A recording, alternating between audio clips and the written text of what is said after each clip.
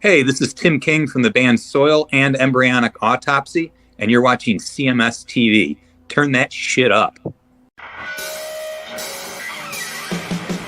It's the album that changed everything, Metallica's Black Album. In Cause and Effect, Metallica, author CHRIS Akin takes you back to the lead-up, the release, and the shockwaves that followed. Relive the moment that divided fans, reshaped heavy metal, and turned commercial radio on its ear. With insider stories and personal memories from rock critic and radio personality CHRIS Akin, this book is a backstage pass to one of rock's most iconic moments. Get your copy now at chrisakin.net or on Amazon. Don't miss out on this epic journey through heavy metal history.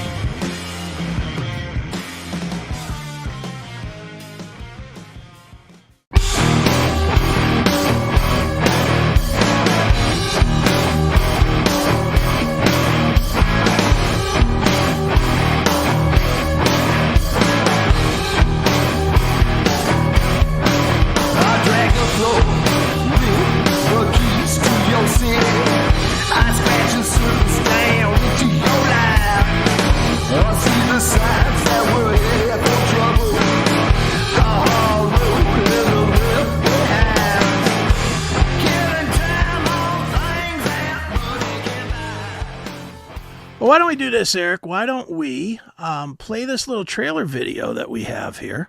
Okay. And bring on Mr. Pete Evick to talk candles and to talk rock and party gras and everything else that's going on in his life. So awesome. Let me end. Hey everybody, it's Pete Evick from Shining Soul Candle Company and the guitar player for the Bret Michaels Band and the Ultimate Acoustic Rock Show with Chad Stewart and Dean Kramer. And today I'm talking to you guys about something super cool I think I've done with my good buddy Erik Ferentinos. Erik is the guitar player for Stephen Pearcy's Rat. He's been with Stephen for 20 years, like I've been with Bret for 20 years. Maybe he's been there even a little bit longer. But we've been buddies for a long time, kind of doing the same thing, you know, the hired gun guitar player for superstar rock legends. And but we both do other things. You guys know I do Shining Soul Candle Company, and Erik does the podcast with CHRIS Akin, and he also does Sea Glass Hunters show that is right now exclusive to his Facebook page, but it's about to go YouTube next year. And so if you know, Erik's really into hunting the sea glass and the shells and the different things. So we came up with this collaboration. So if you see right there, I'm blocking my own face, but it's a Shining Soul candle with Erik's own hand-picked sea glass and shells in it. And it's got a Erik Ferentinos guitar pick in it too. And for a while, we're going to be selling these at shiningsoul.com for $35. And, you know, it's cool. Pick one up. It has the Shining Soul seaside scent, which is very oceanic type of scent, very earthy, you know, beachy type of scent. And Erik's awesome glass and shells. And so shiningsoul.com, and you can type in Erik Ferentinos, and you can pick one up, and we'll ship it right out to you guys. Hope you enjoy it. All right, and joining us right now is Pete Evick. Pete, how are you, man? What's up, guys? Brother Pete? Pete, let me give you some advice right off the top. You can't wear the same gear as the promo because I was pushing the wrong buttons on the screen. You know what's funny is while I was watching the promo, I was like, I should have just stayed. I literally left my shop, which is 15 minutes from my house, to come here to do this. I should have just done it with the same background and everything. So, how you guys doing today? Good, We're doing awesome, man. I'm so excited about this candle that you came up with, the first prototype. We came up with it's your, you know, we came up with. Well, the only thing I could do was find the stuff, which it is tough to find it. But during sea glass season, I do pretty well. I usually find about 5 pieces every time I go out. Typically, it has to be low tide for me to even go, which is only a couple times a month where low tide's like early enough I could beat all the crowds out there and find it. Can I ask a question? Sure. There is a season to sea glass. Like yeah. You will find that I become intrigued and fascinated with anything once I'm into it. And so now I need to know these kind of things. Right. Yeah, there's a season here in Oceanside because in the summer they dredge the harbor and they put a bunch of sand on the beach so everyone can enjoy our beach for the summer, because by the time the fall comes and the winter, the sand gets eroded away and it's just a bunch of rocks, and it's not really fun to like walk out there, and you really don't see anybody on the beach for a good 3 or 4 months. Right. And it's finally quiet. You don't hear fireworks going off every night and people screaming and all that stuff. It's my favorite time. It's our quiet time. Well, I realize now I have to really get the Sea Glass Hunters episode shot during that time, because right now shells are the only thing that I'm able to get. Luckily, we figured out for the size of these baby clam shells worked really well, and I can find an abundance of those. So now I'm going to like head out, just get as many of these as I can. I'm sending Pete more pics probably tomorrow, and these are going to be available. By the way, I have several orders already. So nice. Yeah, send those out. Chris, how are you doing, buddy? I'm good, man. It's good to see you, man. It's so. Go ahead. I thought I was going to pop on for a minute, but while I was listening to you guys, I got to get involved on the AI thing. Okay, sure. Now, please. My buddy Darren Blevins said to tell you hello. Do you know Darren, or is he? I know Darren. Yeah. So Darren for a long time has been my partner at Shining Soul, but me and Darren went to my very first concert ever. Was me and him, his mother took us to see Twisted Sister in 1985 or whatever. So it's funny that you know him, but he said to hit you up about the AI episode. Sure. And then I get on to sit in the backstage, as they call it here, and I hear you guys talking about the AI thing. You wrote a song? Forgive me for not knowing. Play some of it, Chris. We wrote tons of songs for like the thing about it, and I'll give you I'll tell everybody, you and everybody else. The link is Suno SUNO.com. It's a very generic. It creates the music, but what's scary about it is you just give it 4 or 5 bullet points. You tell it, well, I'll play you a piece of one. Erik had me make an outro for our show. You wrote the lyrics to something? Well, that was one that we did. There's only 150 characters that you can on this dumbed down version of this technology that we have, because this is only Suno's like $10 a month, and it'll spit out 500 songs you can play with, and it's kind of like Mad Libs. In the sense that you can just, throw it words, right? So Chris's nemesis, Sugar Smack, showed up on our last episode and made Chris try to solve a riddle, which he failed, and he had to eat some bacon dried and cheese grasshoppers. Crickets. Yeah, bacon and cheese flavored crickets. So we go kind of do a fear factor thing that I don't know about. Oh yeah, he always has to eat something gross if he doesn't get the riddles right. And Sugar Smack shows up every so often on the CHRIS Akin Presents. But we put something about that in there. I called my condo here on the Beach Mansion West. So I said, hey, put in Erik's at the Beach Mansion West. Chris said he was in hell. I had said Chris eats bacon and cheese crickets. Yeah. And we talked about my new guitar, the Splon SS1. Yeah. Right. And we threw that in. That was pretty much about it. Now, Chris, playing. Yeah, I'll just play. Erik had me make an outro of one of the songs for the show. So I'll just play that real quick. It's only about 45 seconds, but it took 15 seconds and it did all this. It did the music, it did the lyrics, it did the voice, it did everything in 15 seconds with two versions, like an alternate version with the same lyrics. Version. Yeah, it's crazy. But here's what it sounds like.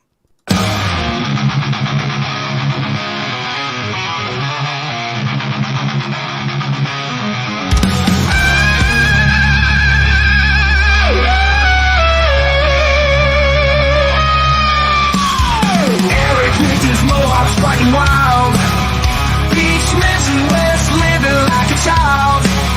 Chris ate those crickets, babies in hell.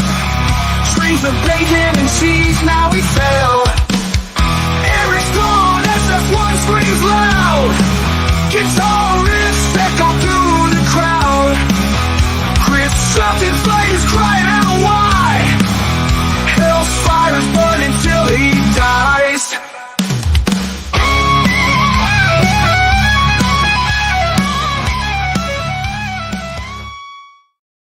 So that's just a little taste, but that came from 15 seconds. Right. Whose voice is that? AI's. it's a robot voice. It's no specific voice, which I reference that it does sound like a lot of the modern new metal stuff that you don't know what singer's singing it. You know what I mean? It's kind of generic. Yeah. But it sounded, I hate to say this, it sounded great. It sounded amazing, right? And I didn't know if you're aware, but a lot of record companies are signing deals for their artists that they own, for their voices. For their catalog. Well, yeah. Well, that's a lot of the bands are selling their catalogs. I'm sure. Why? I'm sure your boss is probably looking at that deal if he hasn't done it already, Pete. As far as selling his catalog. Why did Motley Crue's AI song not come out that good? Because they probably use Suno instead of something good. I'm a conspiratorial kind of guy. I'm going, wow, because I can't vibe with like the modern music for the most part, in pop and stuff like that. Just something about it I don't get, but that's how this music is. This thing can do any type of modern music or country or jazz or anything that you tell it to. You just say what kind of style you want it to do, but it's this kind of style that I just don't like. It's very Pro Tools. It's not very organic sounding, and my ears just don't like it. But this thing has no problem spitting it out. Makes me think that that's where it's coming from. That's where a lot of this modern stuff that you hear that the kids buy, whether it's rap or anything, that this AI is making it. And that would explain why it all kind of sounds the same. Clearly it's going to be that way. I mean, what were you saying about the catalog? About, you said well, right. A lot of the bands are selling their catalogs right now, obviously. And when they sell their catalog, these guys aren't, this Black Rock or whoever, they're not buying these things so that they own the catalog. They're buying this stuff so that they can use this kind of technology. They can, we'll call it image print, the various musicians, so they can grab Freddie Mercury's voice and Brian May's guitar and is that really how Roger going to go down? Is that? Yeah, I believe they're going to make new stuff, new songs, probably not albums, because it seems like albums are going away, but you will get new, and there is evidence of that already. That last Beatles song that came out like 2 years ago or something, right? They openly admitted they used AI to fill in the gaps where they had not good tape. And it's a hard thing for me because I am a techno geek and I love technology. Sure. But even more than a musician, I'm a producer. I don't know if you and me have ever talked, any of us have ever talked about this. I love making records. I love producing records. I love mixing records. And that job's over. See, right, I think that's going to be the job. I disagree. I think that's going to be the job that stays. I think the performing jobs are going to be over because you're still going to need somebody. Whatever I just heard was better mixed than anything Mutt Lange ever did. Like that thing was. Right. I forget whether you like the song or not. It was mixed perfectly. Yeah. How long would it take you, Pete, to make a song with that production and write it and make it? It could take weeks, right? I mean, a couple weeks to probably come up with that, write it, record it. Yeah, if it was already written, I would still need, if someone handed me those tracks and just to mix, it would probably take me 3 days to mix it. Yeah. To be that. And that just came out in 15 seconds, right? Yeah. Two versions. Do one? I can pull one up. Let's do it for fun. Let Pete pick some stuff to talk about. We'll write one about your candles. Party Gras. You could talk about playing for Bret Michaels. Or we can talk about your candles or whatever you want to do. Yeah, the candles, the sea glass candles. Let's do it right now live because people love this. I'm going to be blown away probably. You will. And if you want it to be a certain style of music, let us know. We can tell it to do it. Can you tell it to sound like Van Halen? You can't use band names, but you can say classic hard rock or something. But again, this is the cheapest of the cheap. This is not the good stuff. We'll let you do it. We'll do it right on the air here. Hold on, Suno. Mm-hmm. All right. So what do you want? You want classic hard rock? Yes. All right, classic hard rock style. And then give me 3 or 4 bullet points up to 175 characters. Like, give me an example. How about Shining Soul Candles? Right. We should say Pete in there so that it has a person to talk about. Oh, is this the lyrics? Is this what? Yeah, this is going to turn. It's going to write a song for you. You just give it points. It'll write its own lyrics. It's kind of like Mad Libs, but if you put in stuff that, if you wanted to promote everything or have it be pretty accurate to your life. Pete creates Shining Soul. I'm gonna spell it. Soul Candles. SOL. I know, but SOL. it's for them to say it right. I don't want them to say Sol. I want them to say Soul. Oh, So Pete creates shining soul candles. Chris hunts sea glass. No, Eric. Right. Sorry. Eric. Sea glass. Sea glass. They create limited edition candles. We're gonna have a jingle for our product. You will. You'll freak out because you would think this is going to suck already, right? But look How much do the candles cost? How much do the candles cost? They're $35. They cost only $35, and they smell like the ocean. Smell like a beautiful ocean. Make it something nice. Beautiful ocean. All right, that's good because we're at like 177, so we have like 20 left. So now I'm going to hit create. Just like that? Yep. Just like that. And you can see it at the bottom. It's spinning. It's creating. It could kick it out if it doesn't like something you did. It could make you do it this is over. all But friendly. Are you guys going to tell me why on the right of my screen there's a bunch of titles that look like ripping up Eddie Trunk? Oh, well, that's CMS stuff, but the fans of the CMS show are obsessed with Eddie Trunk. Eddie. Yeah. Not really our fans from the CHRIS Akin show. We're kind of separate from all that. I got it. well, here we go. Here's version 1 of Shining Soul Candles. Shining That Soul. fast. That fast.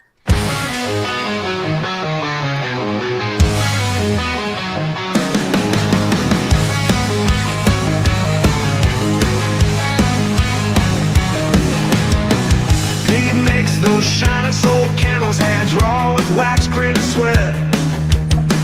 Erik down at the shore of sea glass, crafting dreams they never forget.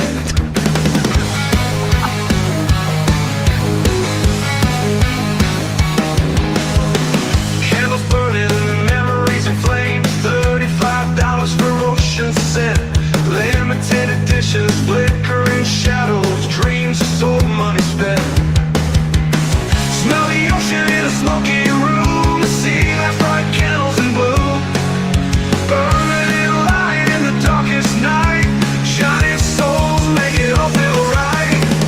Smell the ocean in a smoky room, see that bright candles in blue, burning light in the darkest night, shining souls make it all feel right. And on it goes. It needs to be banned immediately, right, Pete? We have What's to ban that? this. We have to ban it and kill it and destroy it. It's like Skynet. It's like Skynet. It's fascinating, and I want it to die. Yeah, I had a theory that past singers that died are trapped in the machine and they have to create this, but they don't work on a parallel of time and space, so they could take the time to write it. And then they just give it to us because they already know what we're going to ask for in advance because I don't know, it's a sci-fi script. Would you like to hear the alternative version? Yeah, and it has a secondary version here already. Yeah, it's a whole nother I mean, the lyrics are the same, but the music's completely different and probably a different singer. But all right, here we go. So here's the alternative version.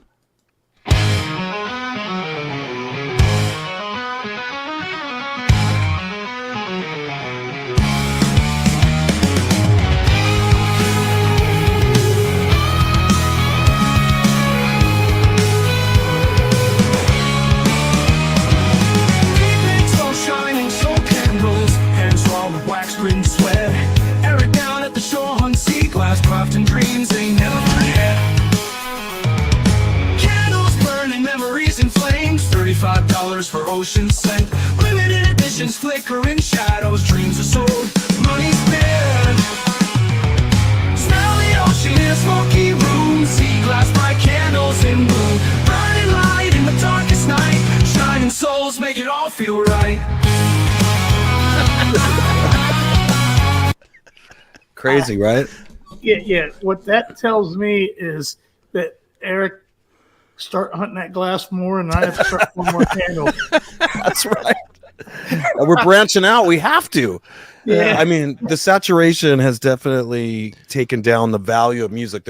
There was enough out there when people with home studios and Logic and GarageBand could make music and put it out there. You were competing with that.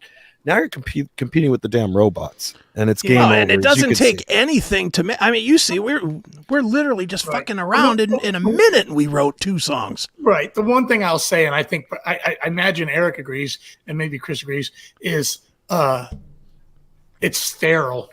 Right. It's very sterile. I agree.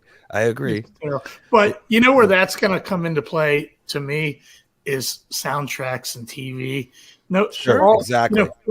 Right now, licensing is what keeps a lot of people alive in our industry, and that's going to take a big dent.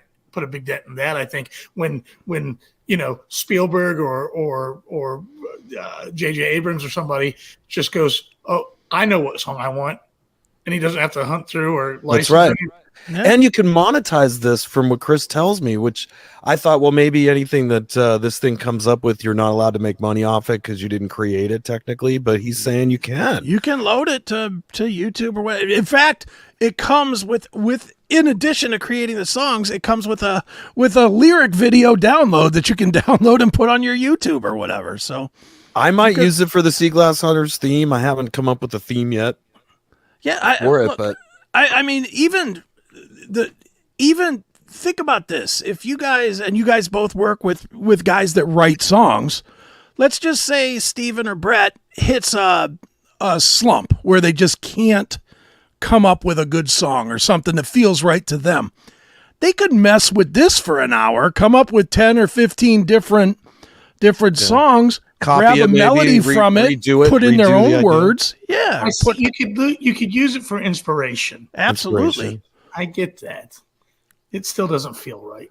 Yeah, it's cheating, right? It is cheating. Yeah, if I remember correctly, me and Erik are about the same age. Yeah, and I'm 51. Doing this for a long, long time, and to be here doing it, and to think that a robot might take it away doesn't feel good. No, I was freaked out after that episode where I was like just shocked how not the guitar solo sounded really bad. Like it couldn't do that. But what it did with the melody lines and actually coming up with something that was catchy and made sense with those words and took it to a further level where there was no mistakes there. Like it got it right that I'm on the beach, and that it got the company. There was a couple lyrics in there that I thought were great. I forget what it was. The hands worn from wax or something like that. I was like, right.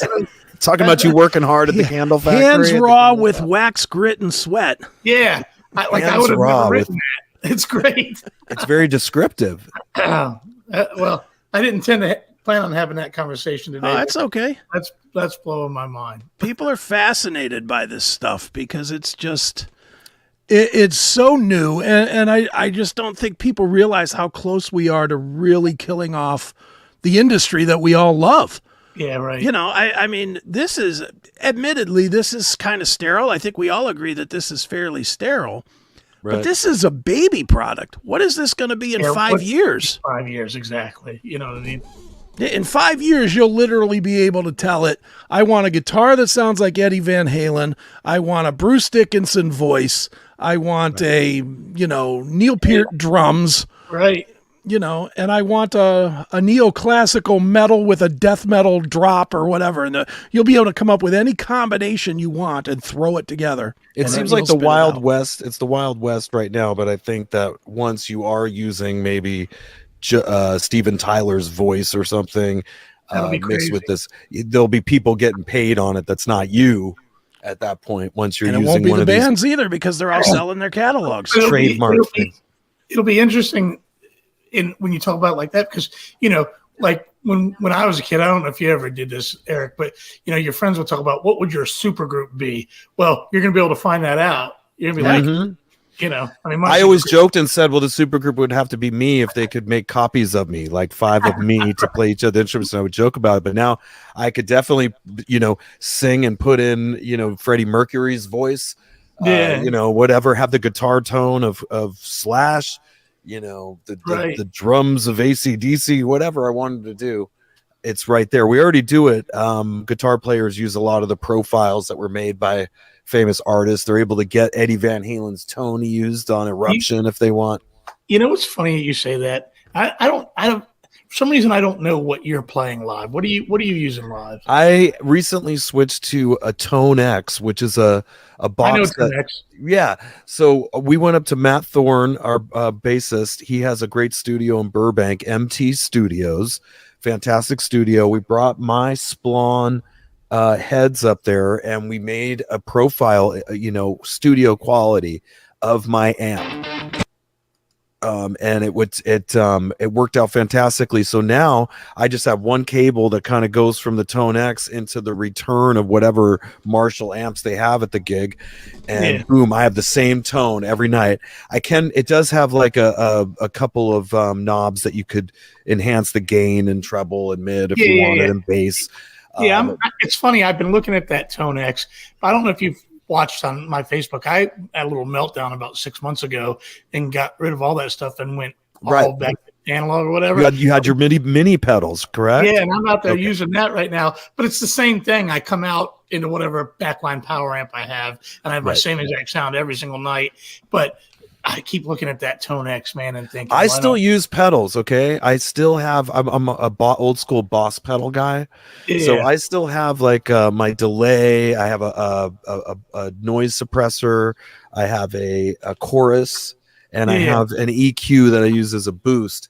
And those sit on the pedal board with the Tone X, and those are all pedals that would typically go into the effects loop anyway, like after the amp. So now the Tone X kind of acts as the amp, and I send everything into that return. It's so easy now. I'm just like, throw my pedal board down, choo-choo. Even if you don't have somebody to help me, I'm just out there for 1 second. I go, go. Consistency every night. Consistency. It's a huge deal. Name of the game right now. It's like, absolutely. You still have to buy amps, you know what I mean? Like, I bought the amp. I threw down for the amp. It's a great amp. I want to have the amp because eventually they're going to be able to just push a button and you can't have that thing anymore. It won't work. It's outdated. You have to update it. You're going to always be paying on it. But if you own the amp, you'll always have it, no matter what happens. So. My favorite amps, I do own my amps and keep them in my home. And, I'm like Slash. My favorite amp is the Marshall Jubilee.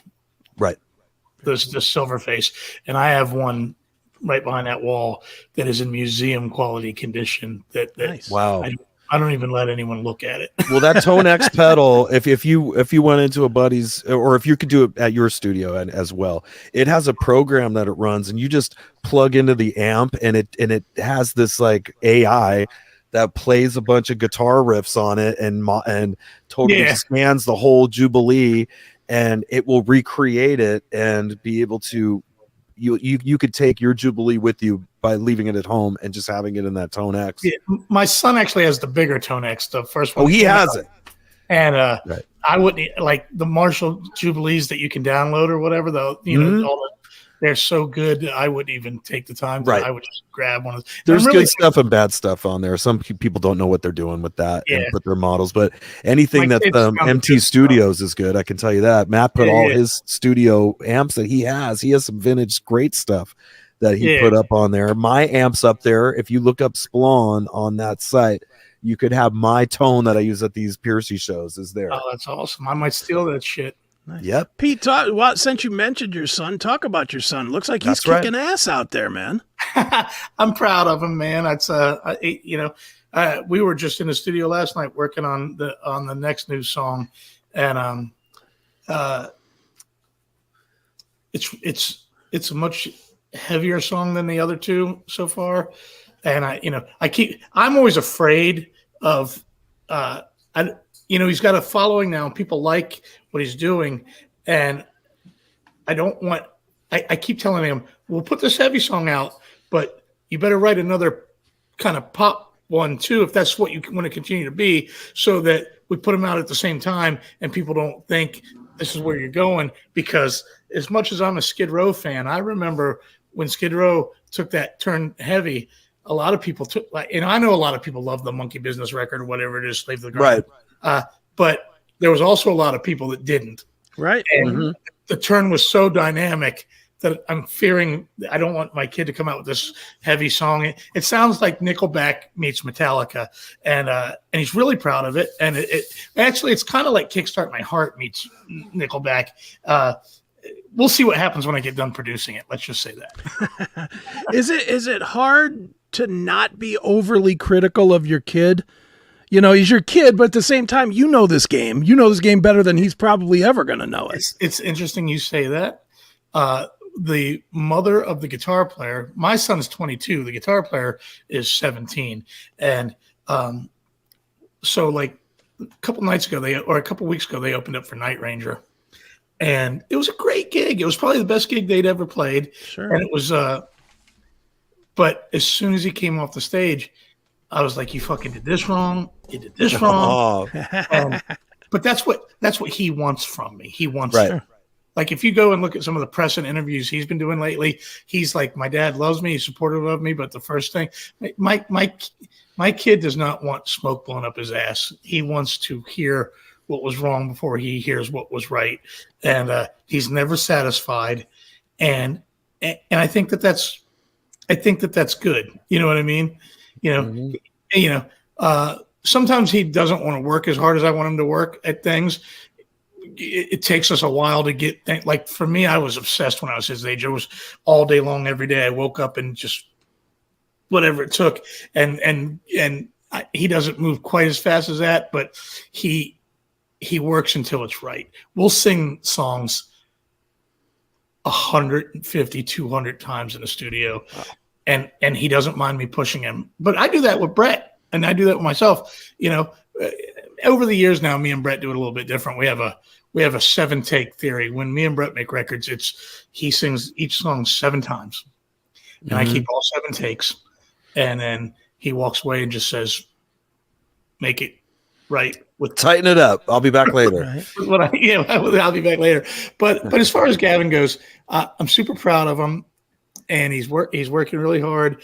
He has vision, and I sent him out to the Whiskey. He played at the Whiskey. I've sent him all over the country now. He's been as the bottom line of he's been to the bottom of Key West. He's been up to Boston. He's been to the east coast of Maryland and all the way out to the Whiskey. I've sent him all across the country, starving in a van, and the old school way, and he likes it. He wants to do it that way. Okay. He wants to do it. Still wants. Yeah, he wants to do it, and he saw me grow up like this. He grew up, he grew up with Bret. I think I told you once before. He was out with me a lot when I was out on that Poison tour that Rat was opening with Born and those guys. And he, as a baby, Steven was nice to him all the time. You know what I mean? And 2007? Was it 2007? I think it was 2007, but I'd have him on my shoulders on the side of the stage, and Steven during the show would come up and high five him and stuff like that. And so he grew up, Tom Kiefer has given him this incredible vocal advice. We had him study with Tony Harnell.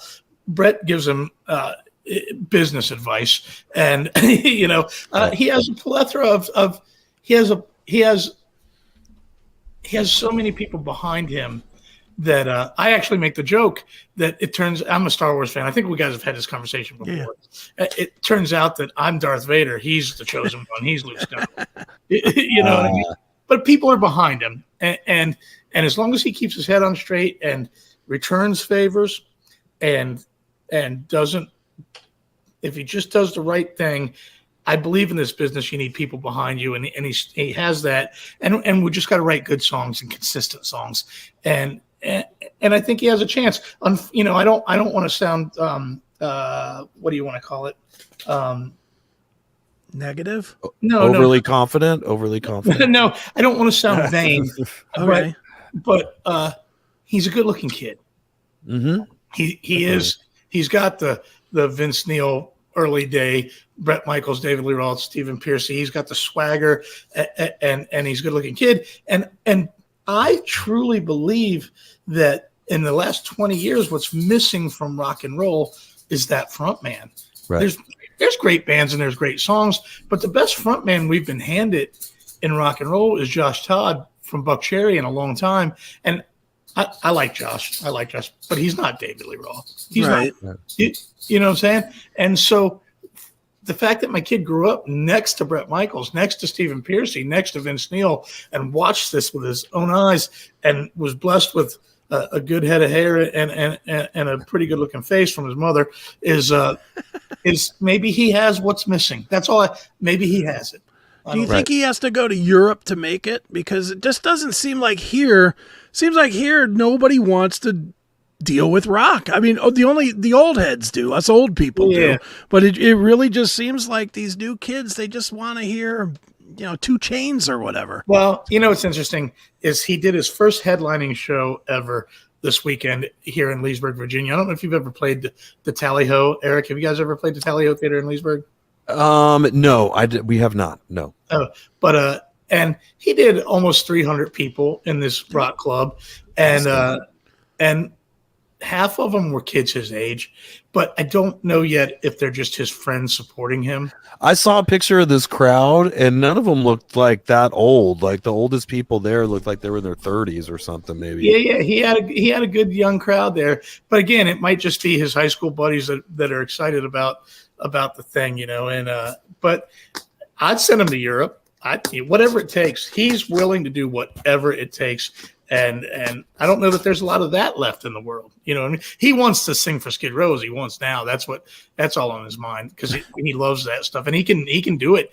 Is he in that mix?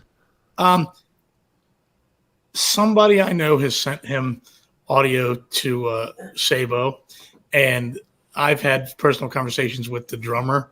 Okay. But he's not ready for it yet. He can hit every note. He can do it. As far as musically, he could do it. Sure. He doesn't have that experience. He's so young, though. I mean, I didn't get the Piercy gig till I was almost 28. I was like 27, right. And it took a while to get my chops. Like I recently found some video that my mom had digitized that I hadn't even looked at for years. I watched it when you posted. Yeah. It's funny stuff, but you forget how far you've come, until you see something like that. And how long it took to kind of, I had kind of the moves down, but my guitar was out of tune half the time. And, my timing was a little off. But then after playing guitar for, 5-8 years, 8 years or 9 by the time I got, maybe even 10 by the time I got in Piercy's band. But then you're like ready after like a decade of doing it. And it worked out somehow, but it was so awesome to have a dad that not only allows you to do this stuff, but gives you all the tools that you need there. That's so cool of you to do for him. Right. But I am hard on him. I'm brutal to him. Right. About it. Simon Cowell as you should Simon be. Cowell for a dad. Right. Well, as you should be, though, because you know what it takes to get there. Right. And as well as any of us know, there's nobody that gets there coasting. Nobody. Right. That's right. And if you do, you don't stay very long. No, exactly. Then you have your one hit and you're forgotten. Yeah. Erik, again, you've been playing those songs as long as I have. Do you like all those Rat songs? There's some complicated chord changes and stuff. Is it just second nature to you now? Do you not even? Well, some of them I thought I was doing right, and I found out that maybe I wasn't doing them exactly right. And Johnny Monaco is a huge fan since going back to the 80s, when he went to GIT, and he knows, especially Out of the Cellar, he knows this stuff. And there was a couple things. Everything I was doing was always sounded fine, but it wasn't exactly perfect. I'm not really an imitator. Right. Cover guy. I mean, one of my main strengths is writing new material, original material. But he has shown me a few things I had to change up. I have to actually go up to this chord on Lay It Down. So that was cool to have him in the band, for that. But some of these songs we hadn't played, like doing the Out of the Cellar in its entirety was a new thing. So that kind of kept it interesting. We're talking about potentially doing Invasion of Your Privacy next year.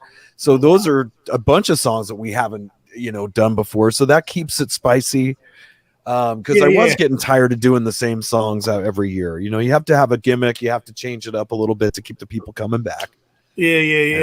So it's funny what you say. Every time I speak to you, I just feel like I always feel like, and Chris, I don't mean to exclude you from no, it's all good, but I always feel like we were literally living the same life on different coasts, because just like you, I play like me. Right.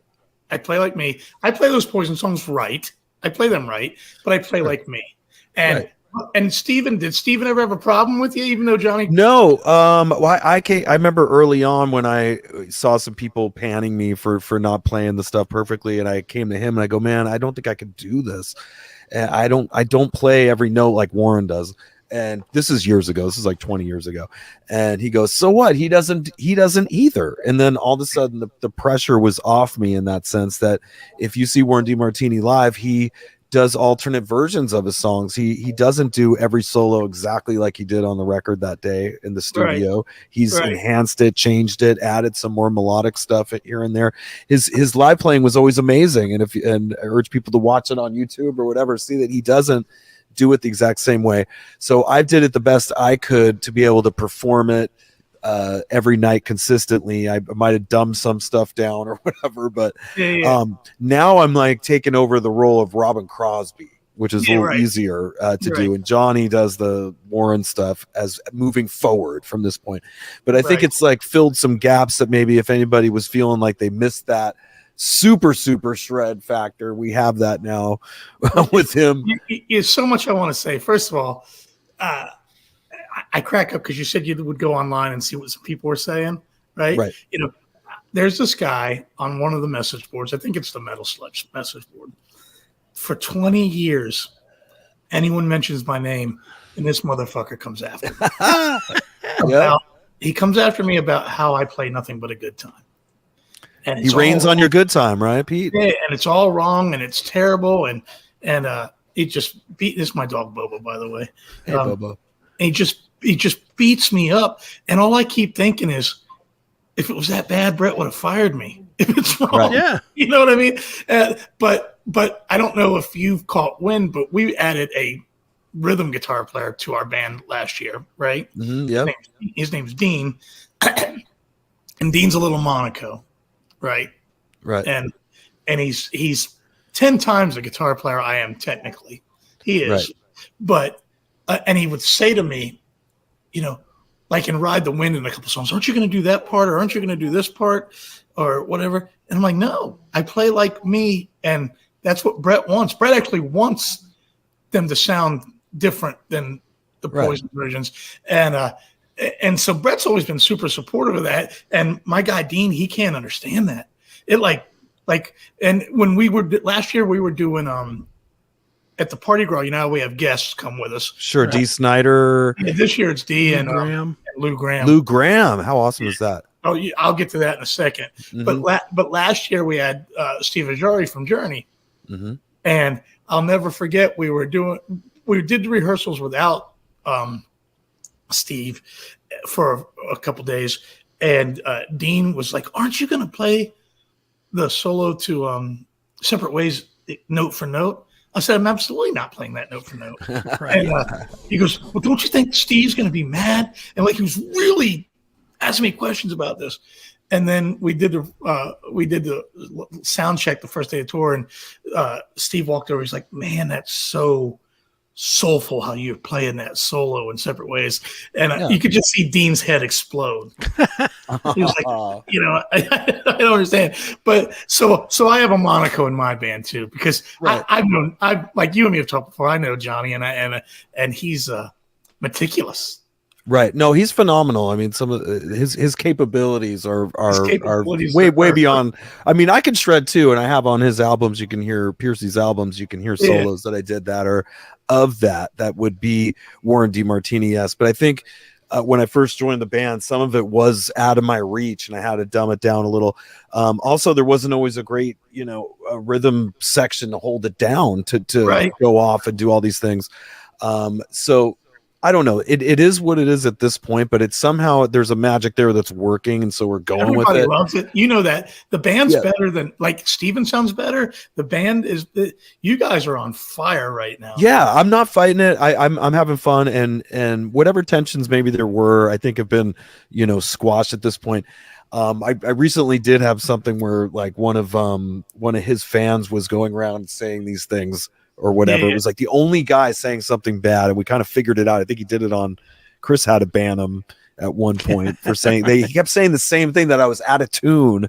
That was his thing he would say, and he'd do it with different names, but I kind of figured out it was the same person. And then finally at one point he didn't think I'd see it, but we had a mutual friend, and when she had posted a video of us playing somewhere, and he goes, wow, Erik's really out of tune there, or something like that, which wasn't true. I wasn't. Right. But he was just busting And balls. even 'cause if he you puts were, up- that's technical. That doesn't. That's well, not. he was saying the same goddamn thing. It would either be I'm out of tune or my intonations. It was always the same thing that let me know this is the same person. Yeah. And it's literally the only negative thing that's ever said about me for years. This is the only thing. And when I figured out who he was, I told Johnny, I go, listen, I'm gonna F this guy up on my show if you don't talk to him. Because I know he has pictures of you. I know he's your fan and your buddy. I figured out who he is, and I'm gonna let everybody read his stuff, and it's gonna be bad for him. And and then the guy like totally called the truce, like he just basically broke down and apologized and said, Truce, man, my life's falling apart. I hate everything and I'm sorry. I'm a miserable fuck. So you were talking about what Steven kind of calmed you about worrying about things. Yes. I had a very similar moment with Bret. We were in the studio working on a record a long time ago. And I'm an improv guy and I'm a couple tape kind of guy with a solo. What keys it in and I'll rip and I'll do a couple takes and I'm but in this one particular thing, I had this thing in my head that was very Van Halen like, and as much as I love Edward and he's my life and I live and die for him, I don't really play like him. Not because I can't, I just play like me.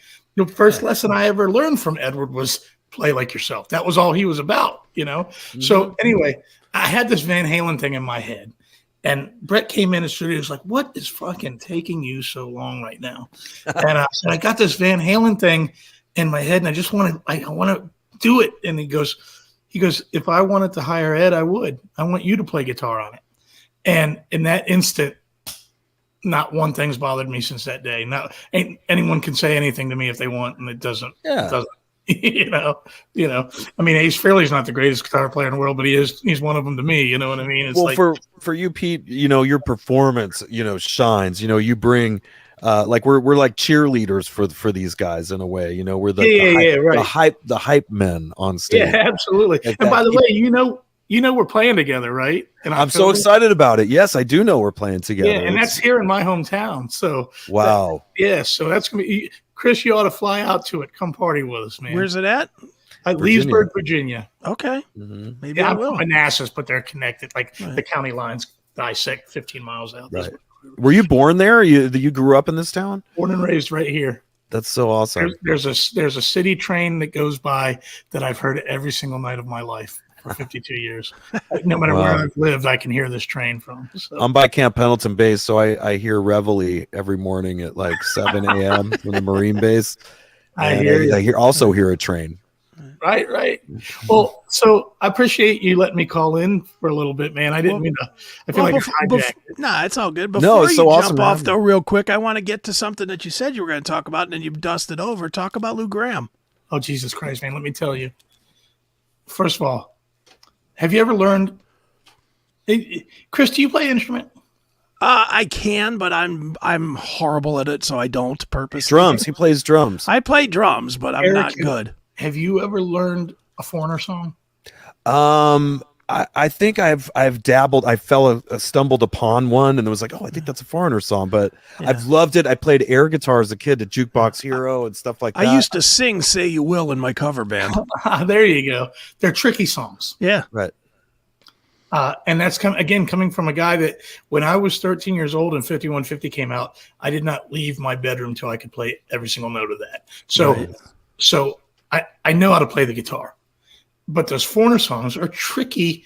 They're nothing like I play. They're nothing. And we'll go a week without playing with Lou, and then I have to relearn those things every time. Like they just stick in my head to play them to the quality that I want. And again, I still play like me, but just the structure, the arrangement, the different things. But he got inducted into the Rock and Roll Hall of Fame, as you know. And I don't want to take anything away from him. So this is really hard for me to make this make sense. But let's just say he was out gigging at a level that was fine. But once he got inducted in the Rock and Roll Hall of Fame, I think it kicked him into overdrive. And I think he knows he has to go out live on TV to perform and all this stuff. So he's lost like 30 pounds. And every week he's a legend and he sounds great, but every week he sounds better right now. Mm-hmm. And the last week at Soundcheck, we did Cold as Ice, and the hair on my arm stood up, and I literally had to stop the Soundcheck, and I walked over to him. I said, Lou, you sound so fucking amazing. I can't even believe I'm standing here hearing your voice. It was like the record, you know? Wow. Yeah, you know? I've been hearing this from people. Yeah. And it wasn't like that 6 months ago. It was great, but it wasn't what happened. How many songs does he come out and do with you guys? We just do 3. So that's a good amount too for him, probably. Yeah. He could come out and give it his all for 3 songs. Yeah, but it was so great last week. And I remember stopping him and saying, Lou, I just need to tell you. And then all of a sudden I went, what the fuck does Lou Graham care if I do it or not? Like, I just stopped. He probably cares. He did. He actually, on my Facebook, he posted himself, and it was him that posted. He goes, I do care. I want you to think it's good. And so he is you know what I found, and I don't know if you found the same, both of you guys, I found that the bigger the star, the nicer they are, not the opposite. Right. Some of the D levels are the douchebags, and the A levels are much kinder. I that's what happens to me. Mm-hmm. Usually, sometimes I don't know. I've gone both ways with it. It's funny as I say that. There's 2 or 3 that come to my mind that level that Yeah, a lot of the big ones, at least with what I do, especially interviewing them a lot of the time. yeah. The young ones are way more energetic and fun. Where the old guard is really, they've Not got much their soul stock left in 'em. answers. You know what's they know what's coming. You know what's coming back from them. You know, it's very very stock, I guess. Which I get that. Even for both of you guys with Bret or with Steven. I mean, how many interviews have they done? Right. You know, there's no question they haven't answered at this point. Yeah. You know? Yeah, it's funny. I actually, because I'm also kind of I'm in the company. I also do a lot of the publicity stuff. So I am the go-between or the mediator with the radio interviews and the press interviews and stuff like that. So when Bret does something, I call ahead of time. And to be honest with you, I have a list of questions I tell them not to ask. Okay. Right. Sure. You know, I say, please don't, you know, and it's not like I'm being mean. I'm saying just after 40 years, ask him something other than about hairspray. You know what I mean? Right. You know, but then there's people like Vince who just don't do interviews anymore, you know? Yeah. And does Steven do a bunch? I've seen him this year do more than I've ever seen him. It's funny you mentioned that. Steven's lady sent me an article that he just did where he talks about just this, which the title of this article is Rat Stephen Piercy explains why he's not bothered by the term hair metal. I just saw this. I didn't read it, but I saw that title. So great segue, Pete, because this was brought up to be talked about. And I did peruse the article, and basically he says he's not bothered by it because I think he was around before it too. Yeah. When it was just heavy metal, you know what I Right. mean, in 1981 when Rat was going. But he also made a note which resonated with me that that's not where the heavy metal powers are in the hair. It does help, as you saw when I had my 1992 long hair. It makes it easier to rock out when your hair can rock out with you. It's kind of hard when you don't have hair to look cool up there. It's easier when you do have hair. It You is look easier. cool to me. Right. Oh, he found the article. Here we go. Great. But he does mention that there's great artists that don't have hair, and that it's that's not what it's all about anymore. Right. It's evolved anyway. But he made a note that he's been there from the start, so he didn't consider himself a hair band, but he accepts it because he had great hair. He had really cool hair. Look at that. Yeah. And he cut it off at one point himself. So, Right. he did cut it off. Steven and Bret both right now look as good as they ever did. Like the visual is on top of their game, man. Like I think they look great. And they do. And last time I saw you guys, I couldn't believe how great it sounded. You know what I mean? So, I love theater gigs like that. yeah. It always sounds awesome, and it was so great to have you guys right on the side of the stage there. Oh, you know what's funny? Pussycat guys. I didn't realize how drunk I'd gotten. Because I used to not do that in front of my kid. Oh, yeah. So, but for some reason, I know why. Because Chad from Faster Pussycat was there. That's why I got drunk. I forgot he was there. It was Chad's fault. It's always Chad's fault. And But my kid told me that I spent half the night almost out on your stage. And so I haven't had a chance to apologize to you. No, don't. You weren't out on the stage. You guys were there, but it was like, it made me want to have more fun. And I felt like we had I like how we can be friends that want the best for each other. You know, like, hey man, we can all win at this. And that's what it feels like when you have buddies that are in bands like you, and they're there on the side of the stage supporting and watching. That's what it's all about. So I loved it. And this is the night that we figured out that we need to join forces for a rad collab. That's right.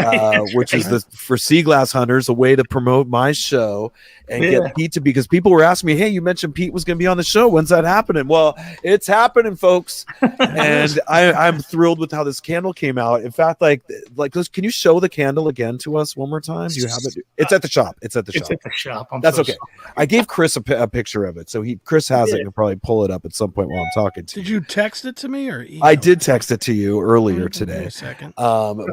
The way that this came out, it looks like I want to put a spoon in it and eat it like cereal, which made me go, hey, if this really takes off, we might have to find somebody to do a limited run of cereal that's kind of like a Lucky Charms. There you go. You know, it's funny, in the time I've been here, I just looked at I keep track of my online sales on my phone. In the time I've been here, we've sold 6 of them. Oh my God! How many are there? I'm just curious. How many are there of the candles? Just gonna keep making them. Well, yeah, he only had 6 of my picks to start, because I just threw those in there because I'm like, hey, while I'm at it, I'm gonna throw him some picks. And then he has been doing a candle, a Pete Evick candle that has a pick in it. And so we kind of combined that theme, but then with the sea glass. But I just can't believe how cool it came out. Like, there it is. This looks amazing to me. I love the simplicity of it. Yeah. I love the connection that people know that I personally picked each one of those up off the sand. That's what's important about it. That's what's cool. Yeah. So and then Pete took it a step further, sticks one of the picks into it, and this is going to smell amazing. And you're going to be able to see it, smell it, hear the crackle of the candle. There you go. Yep, you got it. Well, Pete, you need to throw your pick in it as well. That would be the $40 candle instead of the $35 with both picks. My picks don't have a picture on them. My picks are subpar compared to that. Well, you did an amazing job. I'm going to tomorrow send out more stuff to you right away, because I know people are going to be excited about this when they see it. I'm going to start promoting it. The season finale of Sea Glass Hunters is coming up, and that's when I'm going to move everything to YouTube. The first season will go on to YouTube, and the second season will continue to be exclusively on my Facebook for a while. But that's where my fans are. I'm sure when they see this, they're going to want one of these. They always bug me, Erik, give me sea glass. When are you going to give me a piece of sea glass every time I come to their town for a concert? Right. Now they get sea glass and they get something that smells good. That's right. Well, where do they get it at, Pete? You can go to my website, shiningsoul.com. It's SOL. And then if you type Erik's name, that candle will come up. Awesome. Very good. So that's shiningsol.com. Yeah, but on soul, Facebook, which means sun in Espanol. Yeah, but on Facebook, I have the actual link that goes right to that candle. You don't have to search. Right. Yeah, and Erik has that link too. He did send me the link, and I'm downloading his awesome PSA about it, Pete. You did such a good job on that today. He said, hey, man, I want to get it right. Let me get all your websites and stuff together. And he did such a good job. I was like, oh, my God, this is so professional and amazing. So thank you. Yeah. Thank you for that. I actually, like I said, I do the publicity stuff a lot for Bret. I enjoy, like, it sounds dumb. Most people dread it. I enjoy writing press releases and stuff. No, AI didn't write this. You wrote it. No, not yet. One day I might let AI do something. Have you seen AI, Pete? Have you seen AI on like your Facebook when people leave a lot of comments? All of a sudden, it gives a synopsis of your comments. I have to tell you, and I don't know how you guys feel about this. I hate it. Yeah, it's weird. It's creepy, right? People are talking. People are congratulating you on a good performance last night. They really liked your shorts that you were wearing, or all the things. It's like your shorts really rocked. Yeah, it's that irritates me. Why did you bring that up? Well, it's just I'm seeing it all around. Plus, I'm running into more and more robots everywhere. I went to Winco grocery store. There was a robot cleaning the floor. We were at the Billings, Montana airport the other day, and they had a droid, and it even said R2 on it, bro. It said R2 on the side, and this thing was kind of awesome. And this got food for people. It brought them like their food orders and stuff. It would just have this music going when it came close, and you would see it. Johnny had some funny interactions with it that'll be on the Jason show. I have it on my subscriber page. I show that droid for a second. But yeah, I just see the takeover, AI, the robots. It's actually happening. Skynet is a real thing, dude. Did you know that actually have a Skynet? Brother, we could go on. You know, I'm a conspiracy theorist to the end. I believe if you want to have this podcast, this can't be now, but I believe it's all coming, man. I believe we created our future. But right. The robot thing. Have you ever played the Belterra Casino in Illinois or Indiana? I think I have. Yeah. I think you guys have too. Last time we were there, the band and crew went out to eat in the casino restaurant, whatever. And I got served by a robot. Oh, wow. Just like you're talking about. And once again, it's funny. I feel like I don't party much anymore, but every story I have is me fucking drunk it off. But I was out of my mind drunk. It was somebody's birthday and we were partying. And I was having a hard time dealing with this robot was bringing us drinks and food, but it was bringing us drinks and food. And so I got up and I started screaming at it. You're no fucking R2-D2. Again, I'm a Star Wars fucking fanatic, right? I'm a Star Wars fanatic. You're no fucking R2-D2. I don't know who the fuck you think you are, but like I'm screaming at this fucking robot at the top of my head. It's the first time in my 20-year history with Bret that the next day I was advised by management that I needed to call and apologize. Yeah, especially if it's like an Indian gaming deal. Yeah, like you got to apologize to the chief for my behavior. And but I've seen it. I've seen the robot. There's the in the Seattle airport. It's kind of a robot, but it's in a machine that makes and serves the coffee for you. Have you seen that? That's Seattle Airport. Yeah. I'll look for that. I haven't had a layover there recently. Yeah, it looks like one of those fortune teller, old boardwalk fortune teller. I love those, by the way. Those fortune teller old ones. I love those. You order your coffee, it makes the coffee and then spits it out for you. Sure. Yeah. Well, some of it's cool. I mean, some of the jobs this thing's taken over are crappy jobs. Yeah. There's a couple things I want to say right now, but it's not my business to say, but I want to fucking say it. And he's a good fucking friend of mine. I don't fuck. So Dee Snider moved his whole family to North Carolina. Right. Okay. And he moved his family to North Carolina because the entire family wants to be in the arts, whether they want to be in a band or whatever. And his thought is AI has taken that industry over. It doesn't exist. And he just took his family away from that whole world. And he's got this compound. It's literally the biggest property in North Carolina. And he bought it and bought this. It's like a compound. If you see it from air, it's like he's going to build a city in this thing. Right. You know? Wow. But his move was because the jobs his children want while they're out in LA, he believes aren't going to exist. And he just wanted to remove them from that situation. You know what I mean? So it is taking over. I think Piercy also wants to do like a compound thing. He's always talked about that. He was like, look down the road in case the crap ever hit the fan, we'd have some place. But that also in a positive way, we could all be in-house and do our own writing and studio and grow our own food and all that. Before COVID, Bret did have a big ranch for 15 years out in Arizona that he sold during COVID. But we had the studio set up there. We had the multimedia thing, and it was a whole thing where the band would just live there when we were working, and it was a compound. We would call it the compound. In fact, when he had his brain hemorrhage, they flew a helicopter over it, and you could see all of us on his property. But I think that people that have people like Dee and Erik and Steven and Bret who've lived through so much. It's a very enticing idea to keep their things they love and the people they love right sheltered. Protect everybody, give like family, and you take care of your family and keep them somewhere safe, and all look out for each other kind of idea, which I love about him. And that's cool that Dee's doing that. Family is everything. It's everything. Yeah, but it's based on the fear of AI is what sparks. Sure. And so that goes back to the whole thing we started. Most movies kind of start that way, right? Skynet, Terminator. Now, what's cool about what I love what we do is hopefully some EMP or something like that does go off and just wipes out electricity completely and everything, because we could still rock. We just need acoustic guitars, right?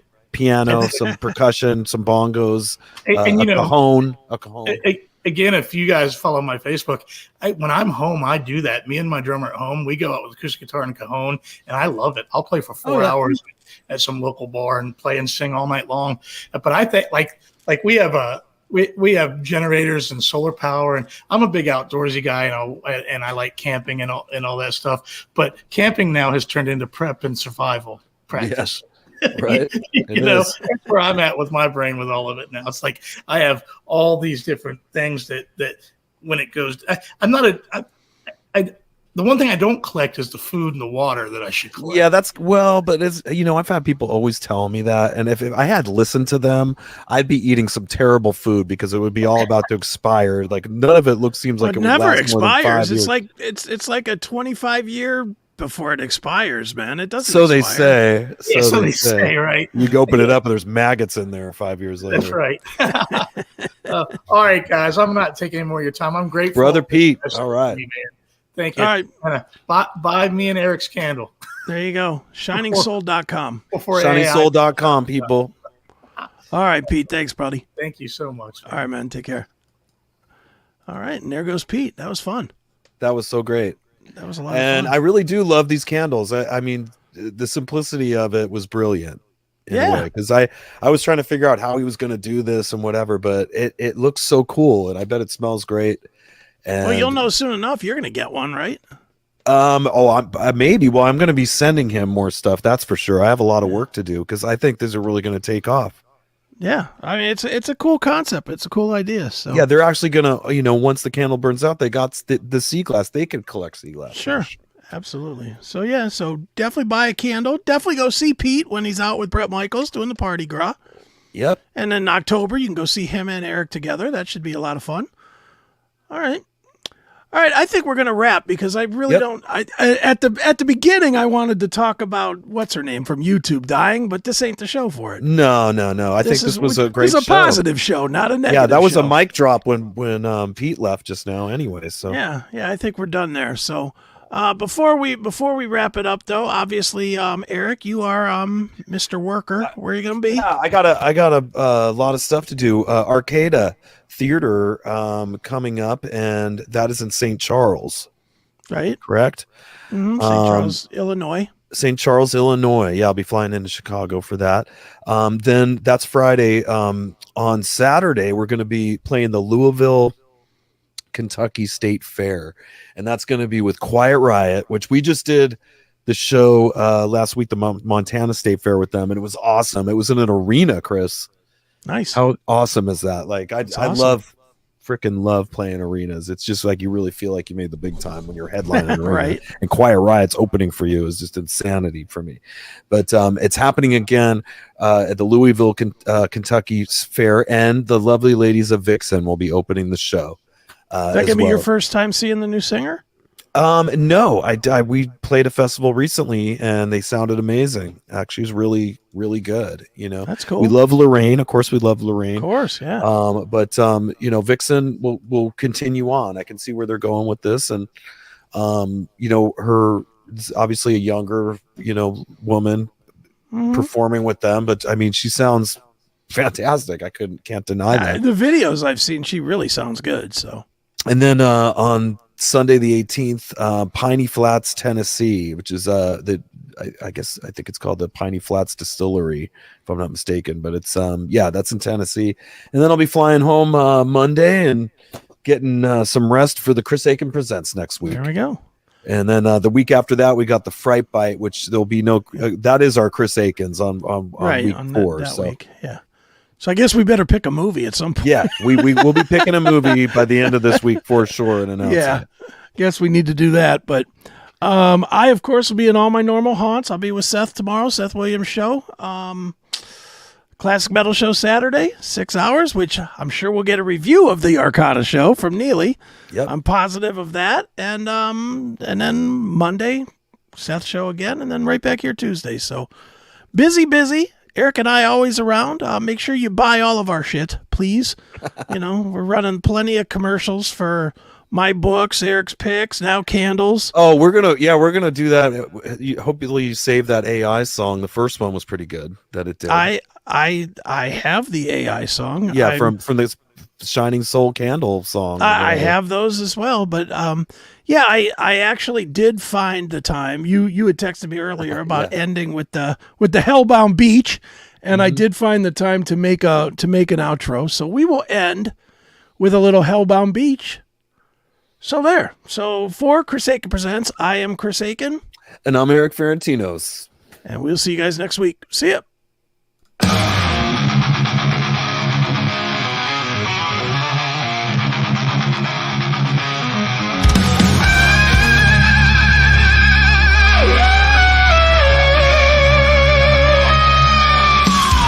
Erik with his mohawks fighting wild.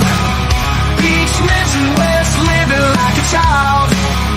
Chris ate those crickets babies in hell. Strings of bacon and cheese, now he fell. Erik's gone, SF1 screams loud. Guitarists echo through the crowd. Chris trapped in flames, crying out why. Hell's fires burn until he dies.